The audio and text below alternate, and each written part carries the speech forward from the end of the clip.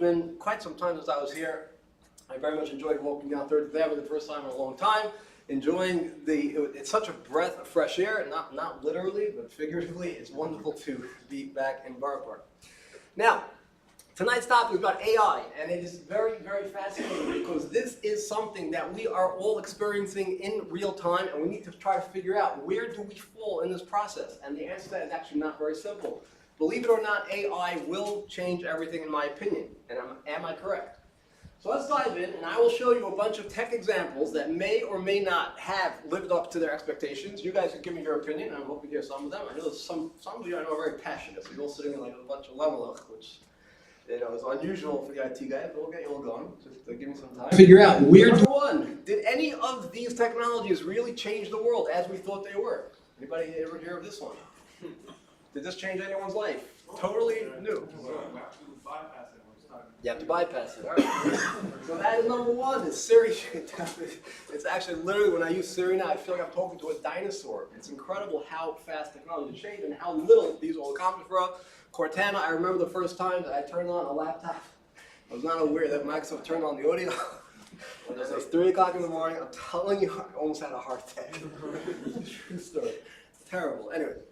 So that's Cortana for those of us who remember it. Self-driving cars. Did anybody arrive here in a self-driving car, which we were promised would be complete by 2020? 20 years from now. 2020, we were supposed to be all sitting in self-driving cars. Now they'll tell you we're up to 90%. Can I ask you a question? Did anybody ever use a bottle of bleach? Because on the bleach bottle it says we cover 99.99999, but they can't get that last 1%.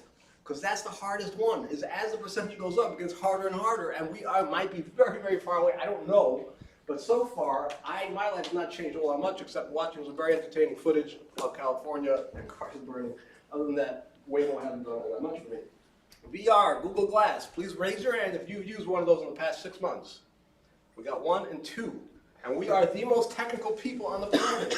And yet nobody got anything from it, and Apple's putting out $5,000 devices expecting this to make the world change. Now again, none of these things are going to go away and as if they never existed, or they might, but they didn't change the world as people had expected.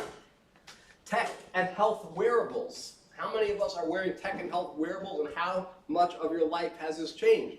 Because they said when these were coming out that this was going to change everything. We will be connected, etc. You guys know where I'm going. Anybody know what this acronym stands for? Yeah. Okay, have any of us actually used it in the past few years?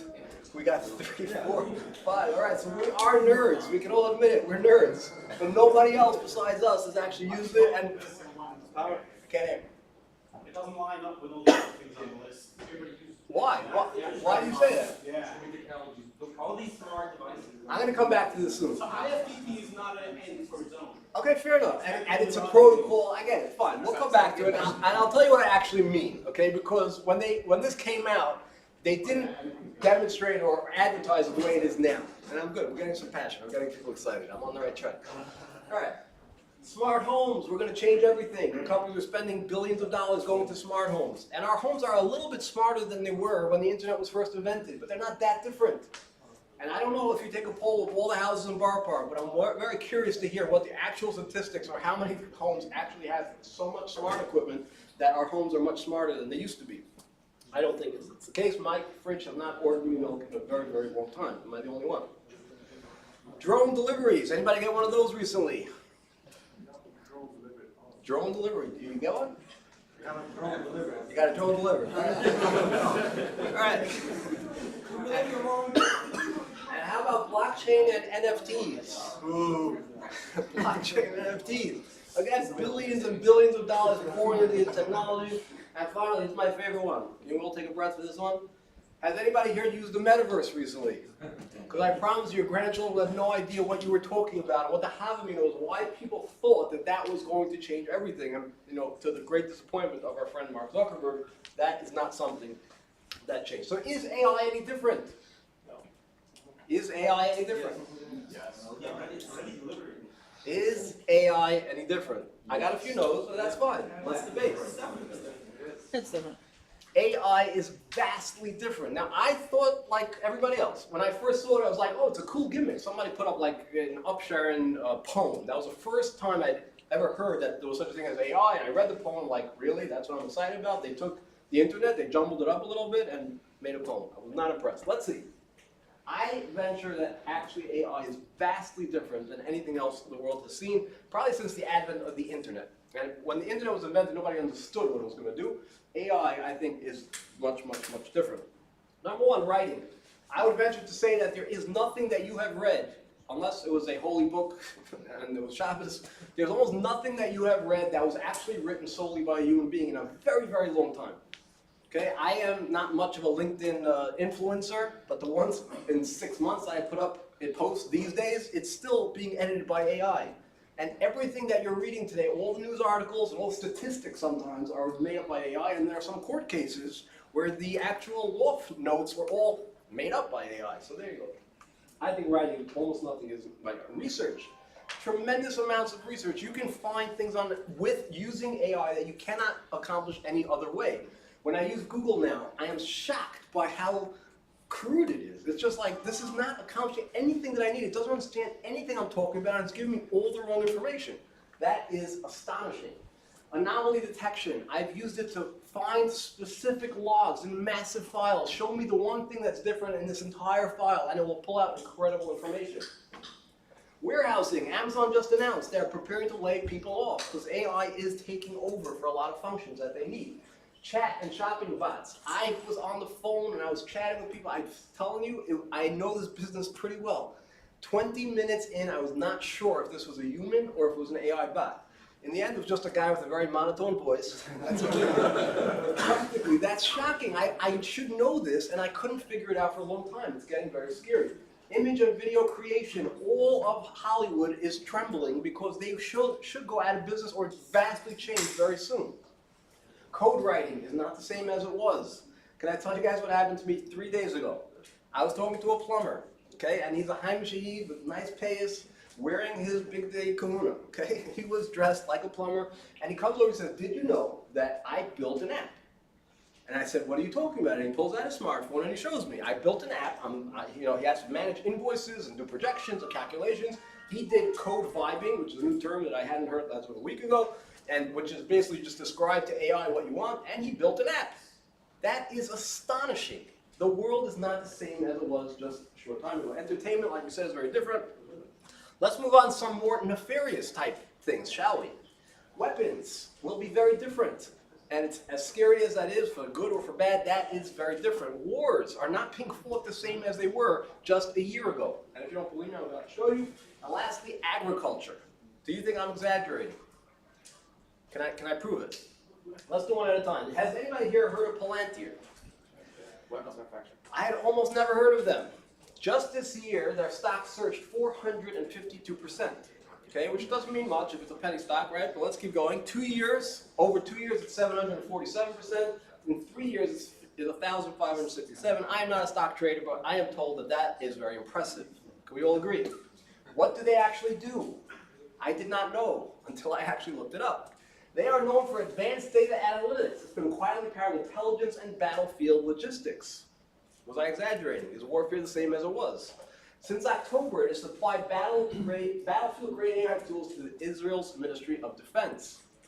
So if you're wondering how all these miraculous things are taking place, I've heard a statistic that Israel had over, I believe it was 20,000 analysts just looking at Lebanon and Hezbollah.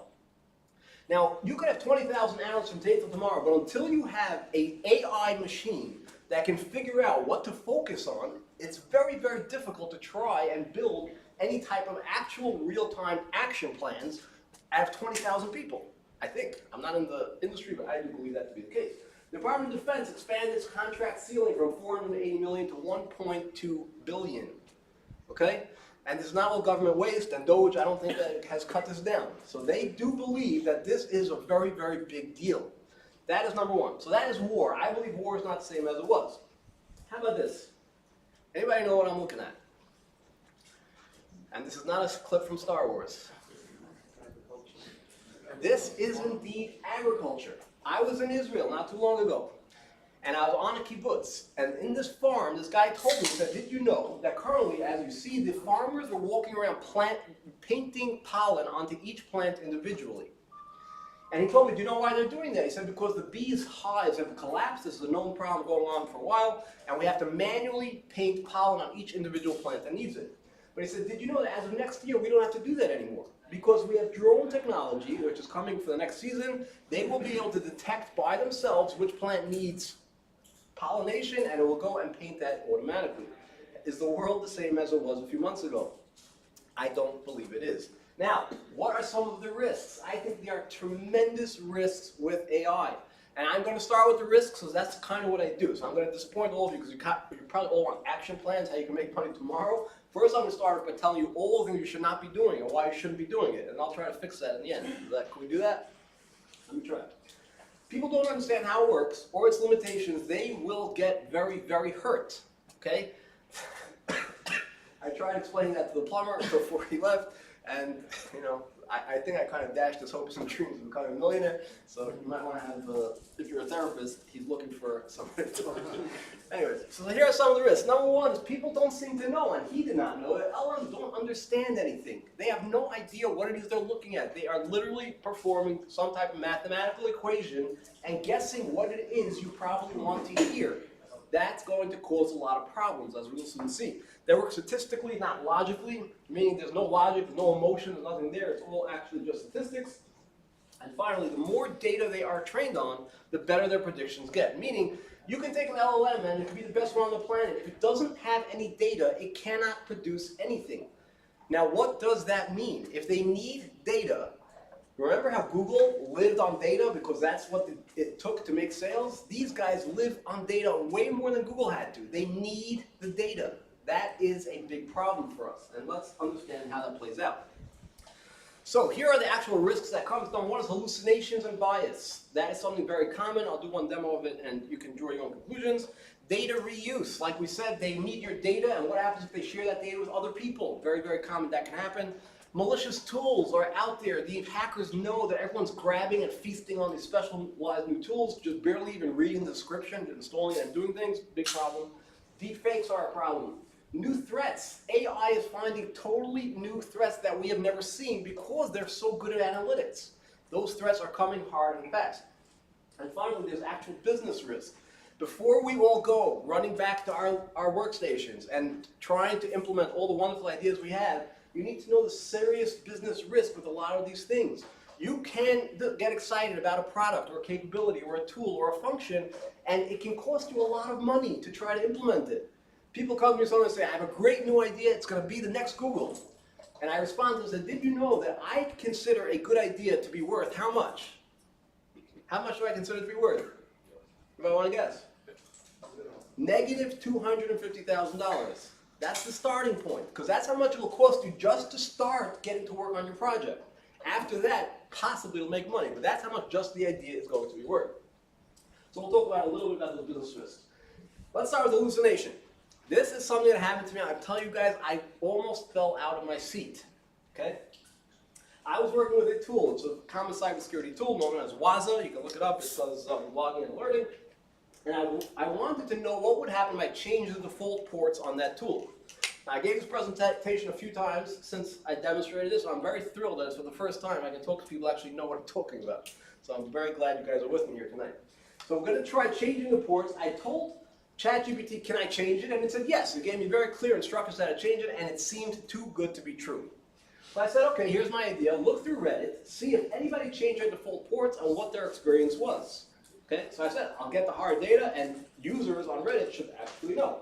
After reviewing discussions on Reddit, several users, blah, blah, blah, and it gave me key takeaways, weiter, it spit out, once again, the information same as before. So then, at this point, I'm very suspicious. I said, okay, give me the links so I can check them. Can I show you guys the links? It spit out the following 3 links. Now, these links, as you can see, are exactly what I was looking for. These are perfect. Now, I work in cybersecurity. What did I do before I clicked on those links? I hovered over the link. Can I just take a quick poll? How many people say hover? Okay, all over. Because I tell them I'm from New York, I say hover. I grew up, I went to Yeshiva Borough Park. I say hover. And people yell at me like I'm going to keep doing it. If you hover over the links, Why do you want to change the port? Why? That's complicated. That's okay. Okay, so these are the links that it gave me. So now I hover over the links, I will show you the links, and you tell me what happens if I go there. Should I go to these links? Now I looked at them very carefully, and as you might see, this was exactly what I had expected. Yes? He's already saying no. I clicked on the link. I got a very, very uncomfortable pop-up. Now, I was stunned. I went back. I looked at it again. Something's very wrong. What took place? Who sees the pattern? It's Good. JKH. It's the ABCs. It made them up. Because that's what AI does. And I begged them, pleaded, and said, please don't lie to me. And it still lies to you. It can't do it any differently. Because I didn't understand well enough that this is a hallucination. It just does statistics and tries to guess what it was. Now just to explain what actually took place, Reddit.com is real, as you can imagine. /r brings it to a thread. Waza is the actual, and I know this thread, by the way, it's on there. When it doesn't actually match existing data, Reddit says, okay, I don't know what to do with you, so I'm just going to take you to Reddit / this username, or this username, or that username. And as you can imagine, being that 80% of the internet is inappropriate content, all three were inappropriate. Wow. That is astonishing. Now again, it came because of my misconception that I could trust this thing, even reading my links and doing everything I wanted, still something was very, very wrong. The next one is bias. As you can imagine, because it's just making up answers, depending on what information or data you feed it, that's the type of information it's going to spit back, true or false. This is a funny conversation that happened yesterday. This guy asked, since 2016, and he's talking to Grok. Grok is owned by Elon Musk, okay? It's one of his AI tools. Since 2016, has left or right been more violent? Now, does anyone want to take a guess on that statistic? Okay, let's not offend anyone, right? All right, I'm not going there. But according to Grok, the right-wing political violence has been more frequent and deadly. Now, Elon Musk was not very happy when his tool that he made said that. And he said that, major fail, this is objectively false, Grok is parroting legacy media, I'm working on it. Now, what Elon Musk is recognizing and telling all of us, we should understand that it just knows whatever you feed it. And if everyone in the media is saying it, that's what it's going to parrot, because that's all it knows how to do. Now, I don't know what working on it means, or what he's going to do to fix it. I sure hope he gets to the bottom of it, because we do want accurate information. Let's work on data reuse. And I'm going to go a little long on the risks, and we'll try to keep moving, because you guys probably care about actionable stuff, not these fun risks. Samsung banned ChatGPT, and this was a few months after it was invented. Why did they ban it? Because their sensitive code was leaking. Why was their sensitive code leaking? Let's just spell it out very simply. If Samsung employees upload code, and somebody at Huawei decides, asks ChatGPT, what are examples of code you might see if you worked for Samsung? ChatGPT is going to go to his database, see the only data he has from Samsung is the stuff this idiot uploaded yesterday, and he's going to show it to the next guy. That's what it's designed to do. So if you share data with it, it will reuse that data and show it to whoever is asking. So I asked it a question, can you write a prompt that looks like something that might cause a data breach? And it said, sure. Can you summarize the last 5 customer support conversations and tell me all the details about what they reported? And when it does that, you will see information you're probably not expecting to see.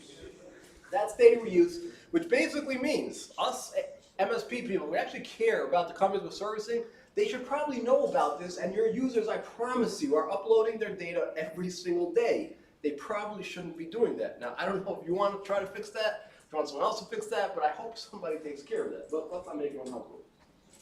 Disney's magical breach. Let's talk about what happened to Disney. They suffered a major security breach. The hacking group Nullable infiltrated its internal communications. This is a very sophisticated attack. We all agree. The attack led to the leak of approximately 44 million internal messages that exposed sensitive company information. Except that that's not actually what took place. What do you think actually happened? I crossed it out and I fixed the slide for you because this is what we found out. When a developer downloaded a malicious AI tool, the hacker was a 25-year-old Californian named Brian Kramer, who got a hefty prison sentence for accomplishing absolutely nothing. But that is what he did. He uploaded an AI tool that was supposed to do image manipulation, and this guy from Disney downloaded it, and he had full access to his computer. This 25-year-old is not a very sophisticated hacker. He took known malware and uploaded it to GitHub, and this guy downloaded it and used it, and he got on his computer. It's really that simple. Our users are doing these things, guys. We have to be aware of it, and definitely us MSPs, we better be aware. Here's another example, Replit. Anybody hear of Replit? Replit has become a $1 billion company with 30 million users worldwide. This is one of those vibe coding examples that I mentioned earlier. They built one of the first ones where you can just describe to the AI what you want to build and it will code it for you. Okay? Very, very common tool. It's owned by this guy, whose name I don't know how to pronounce, so I'm not going to try. Okay? Should you trust this guy and his company with your data? I'm going to track this out right now. There's my friend. He's finally here. Thank you for coming. And that is the correct answer. Because when Israel carried out strikes on Iran, this was his response. They are the single most destabilizing force in the world. Now let's just understand, if this guy decides that he wants to help restabilize the world, he just might ask his developers, do a query on every single customer in our database whose name starts like Mordechai, which is me. Or other people in this room. Now, again, I don't know, who are the Tzionim in the room are, who agree with him or don't agree, I didn't ask. But this is a problem. This guy decides to become an activist. He will take that data and try helping the world. That is something we need to be aware of. So do you want to trust these people with your information? You need to really think long and hard. Let's work on deep fakes. Can I blow your minds? Because I thought this wasn't going to be relevant for several years. This is Brett Cassidy. He is a lawyer in London for this law firm. Can I play a clip for you? Where is David? Can you kill, he's recording the audio? I have to kill the audio just for a few seconds. I don't have permission to broadcast this to the public web. That's fine. David, can you pause the audio for a second? I'm going to play an audio clip for you. Oh, the recording. Oh, I think Yeah, just pause. okay. All right, you guys ready? Let's do it.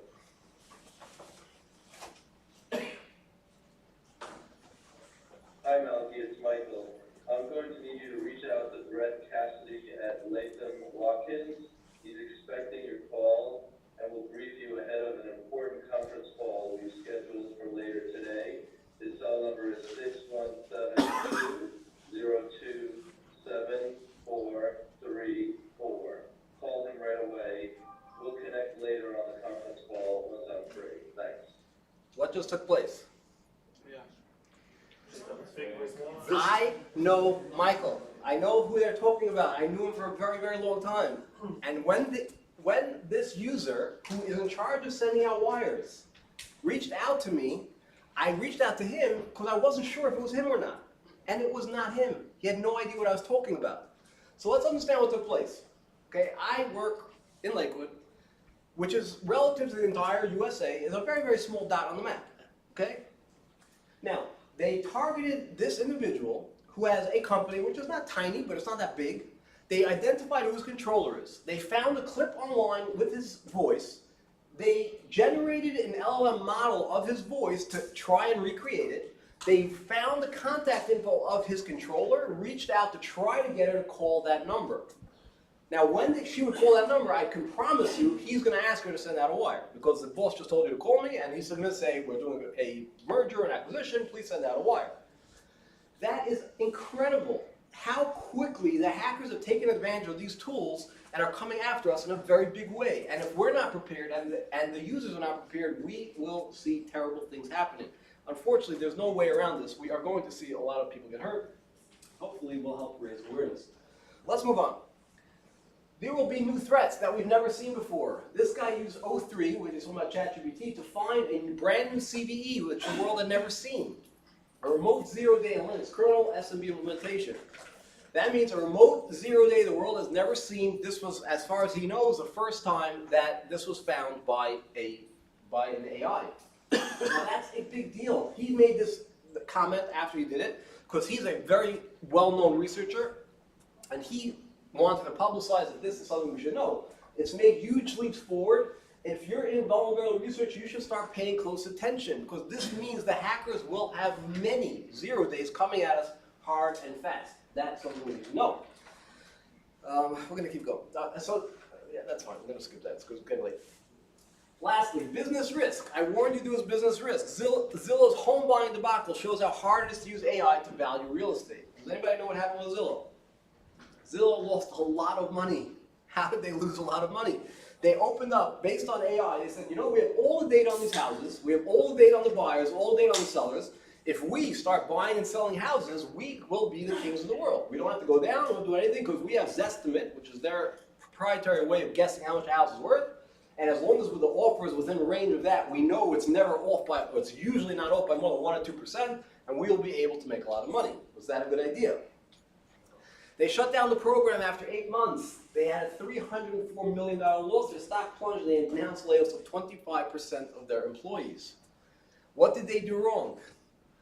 The AI is brilliant and it has lots and lots of information, but you know what it can't do? It can't see there's a crack in the foundation of the house. So if I'm a seller and I need to sell a house with a crack in the foundation, who is the biggest idiot that's going to buy it? Only these guys were using the most sophisticated tool in the world to try and guess how much my house is worth, but never actually laid eyes on it. They lost a fortune. If any of you have big dreams of getting rich on AI, please think about it and make sure you're going to make money and not lose $304 million. Can we do that? All right? I'm all doom and gloom now. It's going to get better, I promise you. Let's talk a little bit about mitigation. Look, we do hallucinations. There's nothing we can do. I don't think anybody here is building LLMs. The tools will get better, and they are getting better day by day, astronomically better, exponentially better, so that is one. Data reuse. What should you guys be doing about data reuse? And this actually is important. What should you do? If they're going to reuse your data, how do we get around that? Any ideas? Come on, we've got a lot of smart people there.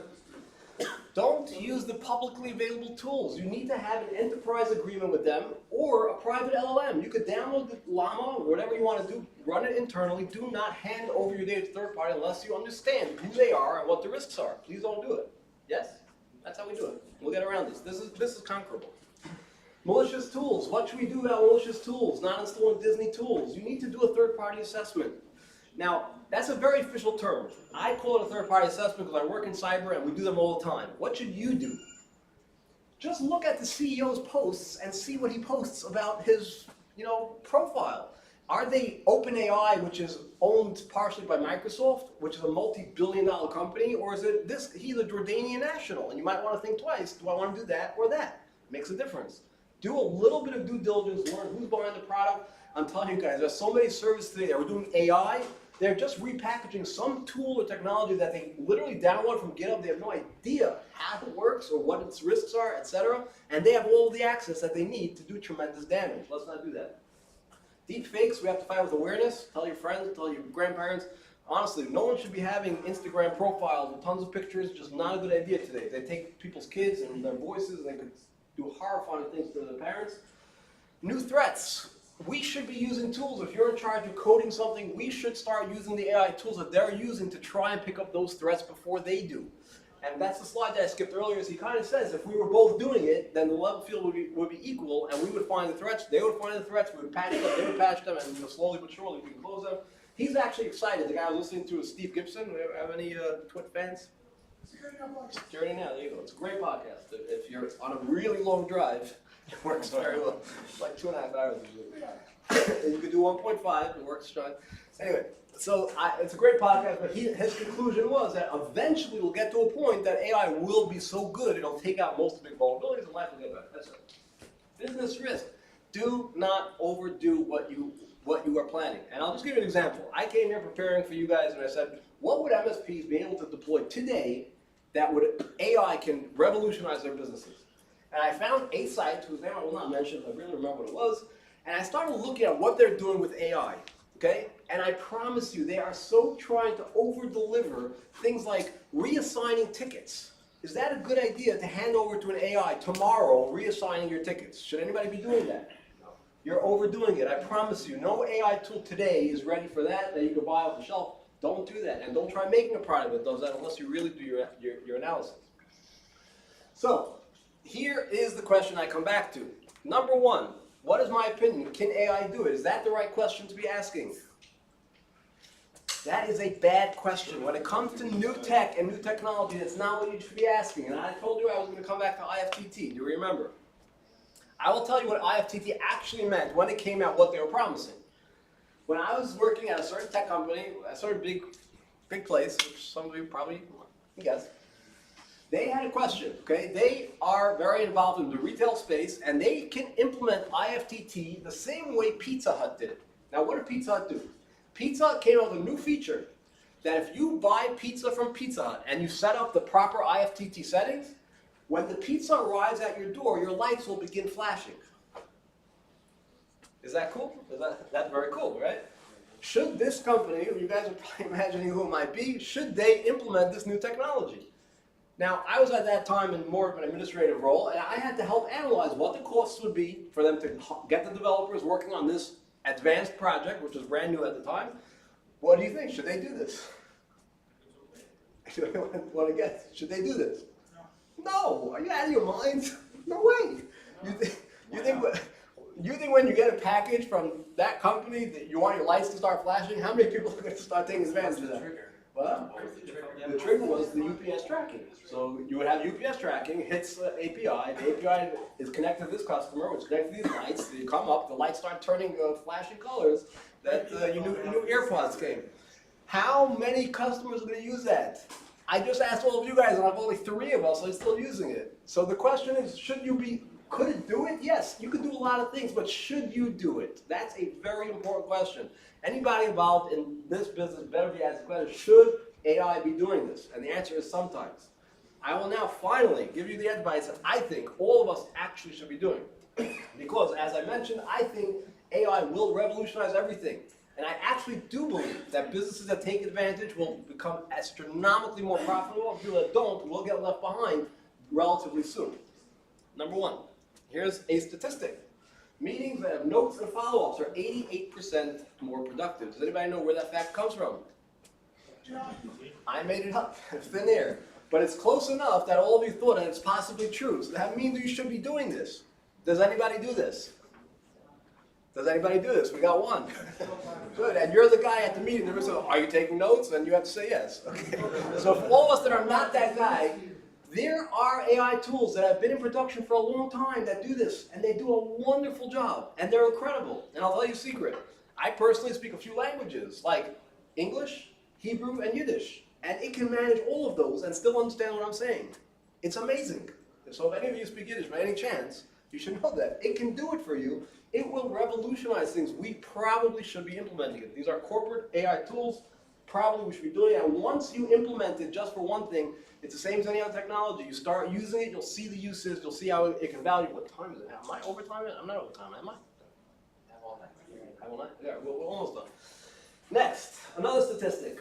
MSPs that have a proper knowledge base are 41% more profitable. Now, based on the last slide, do you think you can guess where that statistic came from?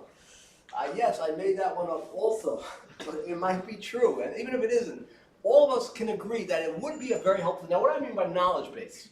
There are 2 types of knowledge bases when it comes to MSPs, in my opinion. One is, I remember clearly when I was at my early MSP days, we went to a mom and pop repair shop, and then slowly but surely we became more professional. We implemented ConnectWise, which was a huge jump.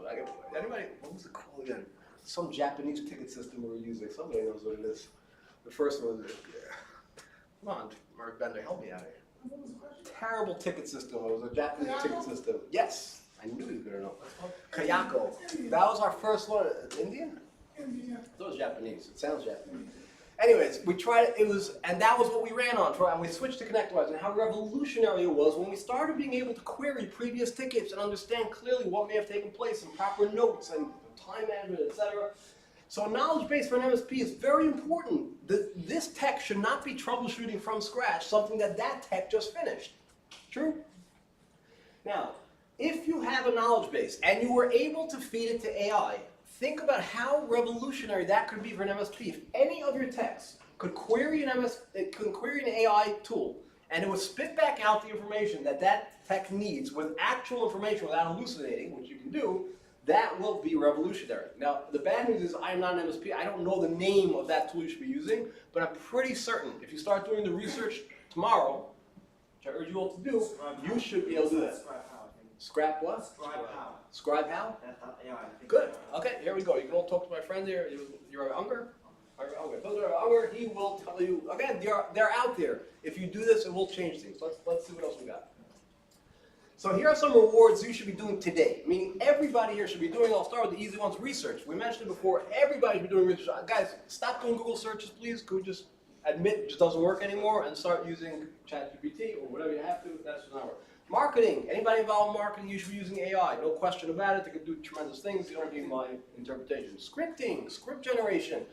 What does this actually mean? Now again, I am not specifically in this industry, but even in my little world where I rely on tech, the fact that I can write scripts when I don't know how to do scripts, I never did, I was always bad at it, okay? And I'm still in the command prompt when all the big boys are in PowerShell.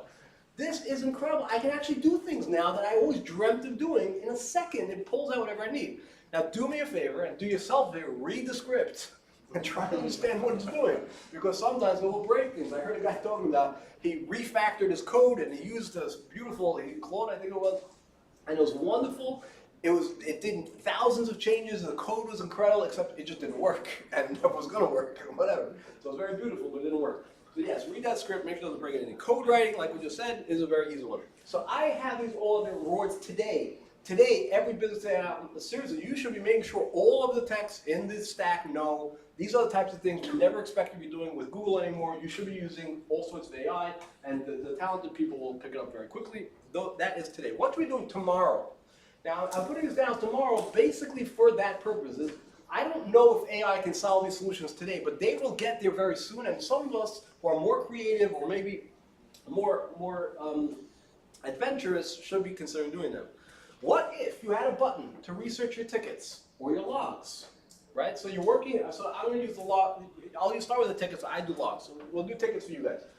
I'm sure you can, and I haven't tried it, but somebody can probably call me tomorrow and tell me that they already did it. Create a button in your ConnectWise that you can press that opens up a little window that pulls up ChatGPT, feeds the details of the ticket to the corporate ChatGPT, which you're not training on, and even if there are, the ticket details are not so important, you don't put the customer name in, and give the technician a hand so he doesn't have to copy and paste and start describing ChatGPT every single time it needs to do this. They might want to tell me if this is very easily done, very hard to do. I don't know. It should be relatively simple to do. You're talking about an API call with a couple of fields for the ticket, put it up and have it come back down. It should be very doable, I think. And again, I'm putting this up as tomorrow because I don't know how to do it today, but we should be thinking about this. Next, ticket summary. Okay, having again a button that just summarizes a long ticket for the technician. Does he have to read the whole email chain? Is that actually still necessary? Let it summarize and see if you can get accurate information. If you do, it could revolutionize things. Response generation to your clients, okay? As you all know, IT guys are not very communicative. And when they talk to healthy human adults, things get very hairy. So if you have ChatGPT helping them respond in a proper fashion, it's a big deal. Now let's remember, Already implemented. how? Chatbots. Great, wonderful. But again, let's make sure that, Copilot. yeah, but you shouldn't have to go in and out. I want this built into your actual systems. Wonderful. So now that response generation, once you have it, let me just try to open our minds. Imagine the owner or whoever the top dog at the MSP is decides, have the AI analyze all of the responses of all my technicians and start scoring them with how well they're actually communicating with the customers. Because it can tell by the customer's response if the customer was happy or satisfied or the matter was concluded. There's so much you can do. They all have it good. I'm telling you, I'm the dinosaur. Fair enough. Phone calls. I think we should all be thinking about this. We probably, now I am very, very scared about recording my phone calls and having AI access my phone calls. But I, as a business owner, I think it'll be invaluable. I have employees that are dispersed all over the planet, working at all different hours of the day. I have no idea what happens in a phone call. If AI was translating those calls and giving me a summary of each one or helping me do analytics, that would be invaluable. It's being done. Oh, of course it can be done, but are we all doing it? Everyone's doing it?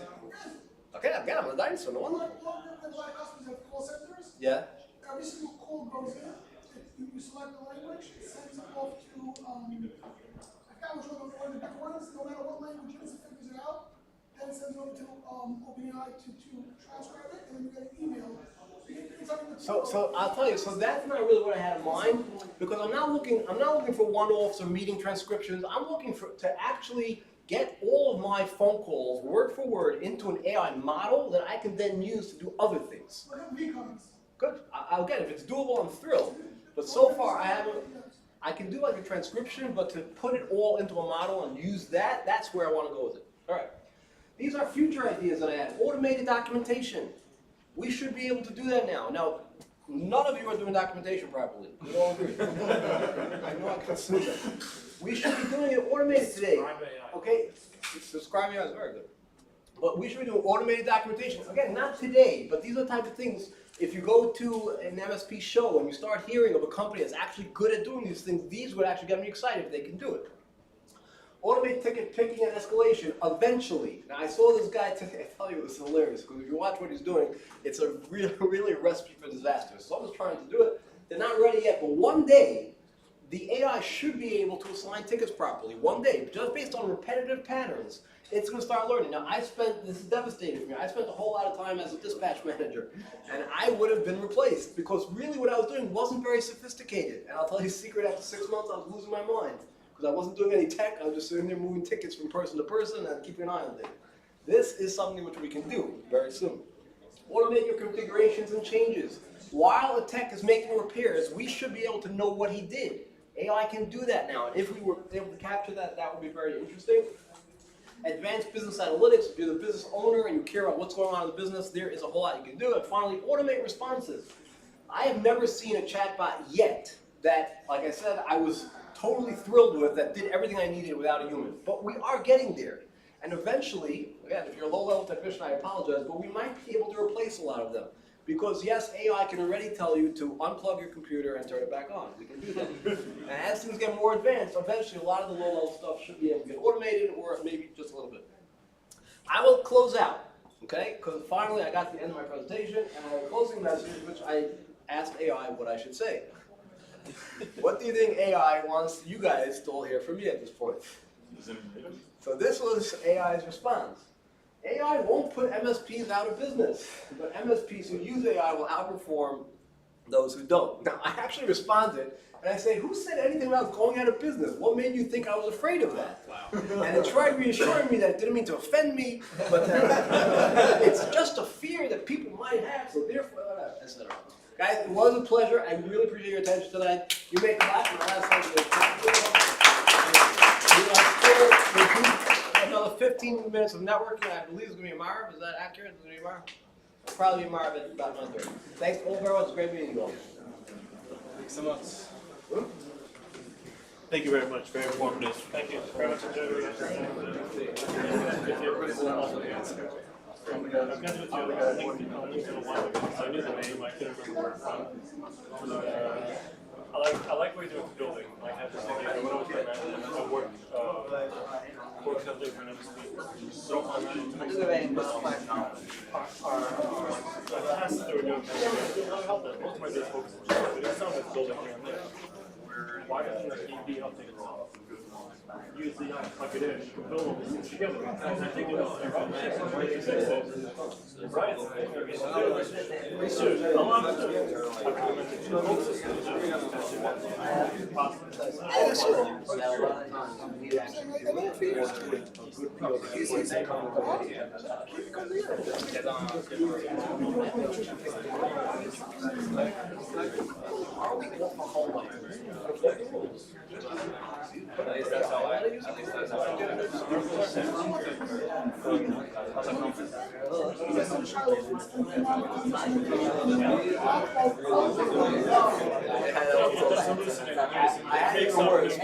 I had it worse because she looked it up. I posted it on my family chat. My brother's big comment for me.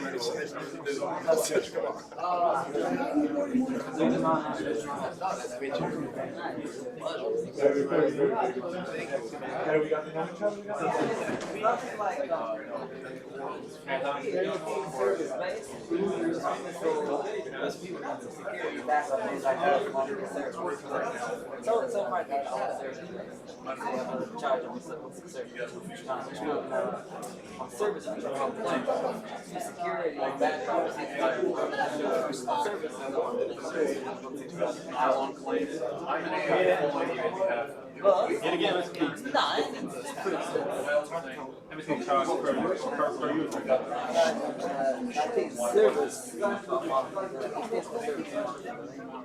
transcribe it, send it back to you.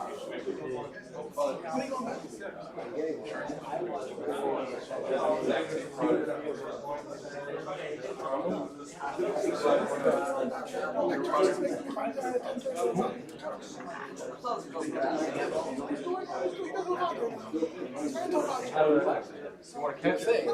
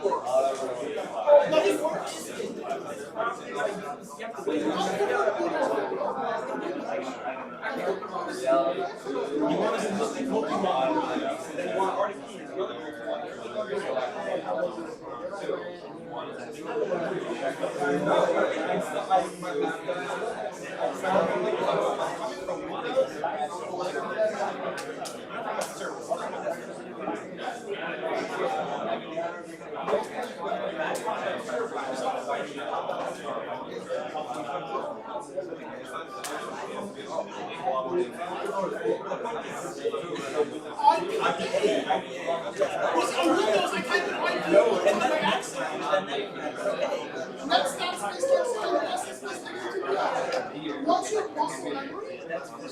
What's your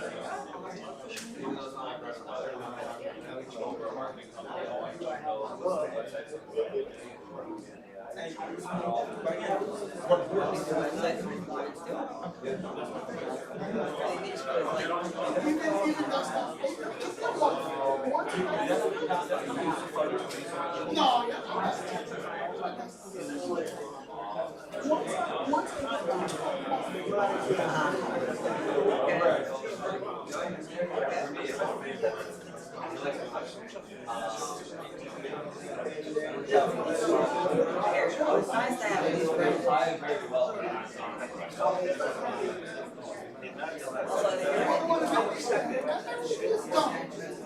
Because I find so many times website companies, they just find everything stuff.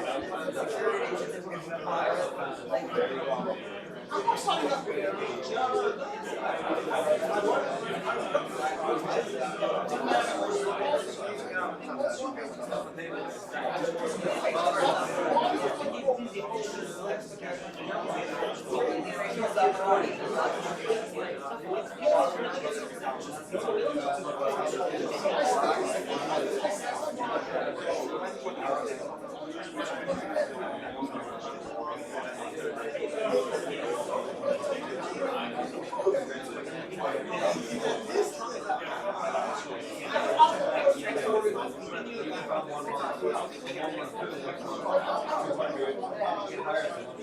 look, I'm not, you know, I can see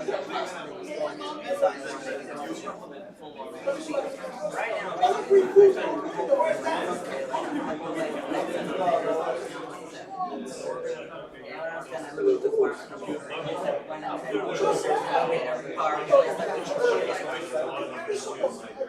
I primarily enjoy building creative things,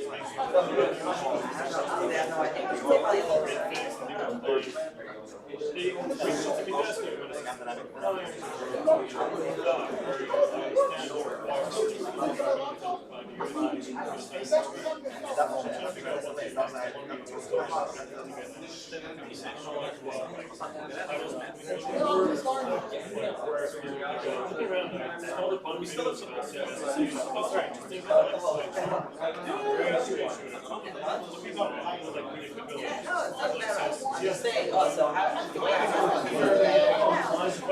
I always did freelance work. I got married, I was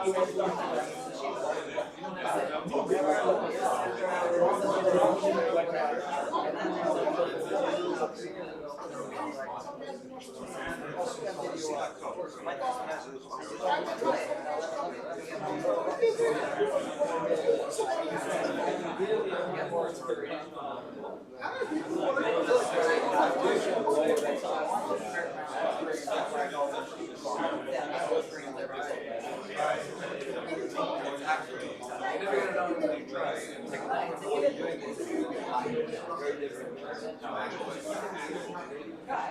tell you what,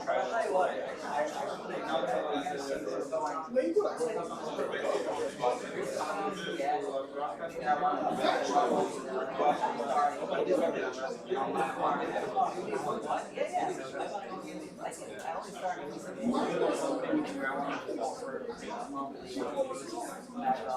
because